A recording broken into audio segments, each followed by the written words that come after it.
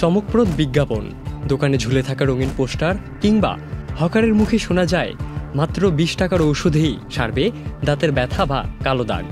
অথচ এই বিজ্ঞাপনের পেছনেই লুকিয়ে আছে আরও বড় বিপদ। দাঁতে সামান্য সমস্যা থেকে হতে পারে বড় ধরনের সংক্রমণ, এমনকি ক্যান্সারের আশঙ্কাও। ঠিক এমনটাই বলছেন বিশেষজ্ঞগণ।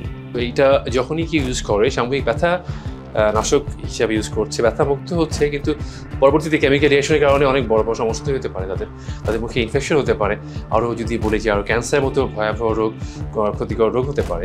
এলএমই সার্টিফাইড বিশ্বসেরা কপারে তৈরি ওয়ালটন কেবলস, যা আপনার স্থাপনাকে রাখবে সব সময় নিরাপদ। মানুষের সহজ বিশ্বাস আর অল্প খরচে আরাম পাওয়ার আশা, এই দুর্বলতাকেই পুঁজি করে ছড়িয়ে পড়ছে নানান রকমের তথাকথিত দাঁতের ঔষধ, যেখানে বলা হয় মাত্র এক প্রলেপেই দূর হবে কালো দাগ, মিলবে ব্যথা থেকে মুক্তি। তবে সত্যিটা বলছে অন্য কিছু। এ বিষয়ে বিশেষজ্ঞরা জানাচ্ছেন এইসব ঔষধে ব্যবহৃত হয় ক্ষতিকর কেমিক্যাল, যা সাময়িকভাবে ব্যথা লুকিয়ে রাখলেও সমস্যার মূলকে আরও গভীরে ঠেলে দেয়। আমরা কিছু লোকাল অ্যানেস্থেটিক জেল ইউজ করি, যারা বলি টপিক্যাল সাবস্টেন্স অ্যানেস্থেসিয়া। এইটা আমরা ইউজ করি কখনো কখনো ব্যথা কমানোর জন্য। তো যারা মার্কেটে এগুলো বিক্রি করছেন সস্তায়, এরা এই প্রোডাক্টগুলো দিয়ে অন্য কেমিক্যালের সঙ্গে মিক্স করে তারা মার্কেটে বিক্রি করছে। শুধু ব্যথা নয়, দাঁতের কালো দাগ দূর করার নামে ক্ষয় করা হয় এনামেল। দাঁতের সুরক্ষার প্রাকৃতিক স্তর নষ্ট হয়ে গেলে ভবিষ্যতে দাঁত পুরোপুরি হারানোর ঝুঁকিও থাকে।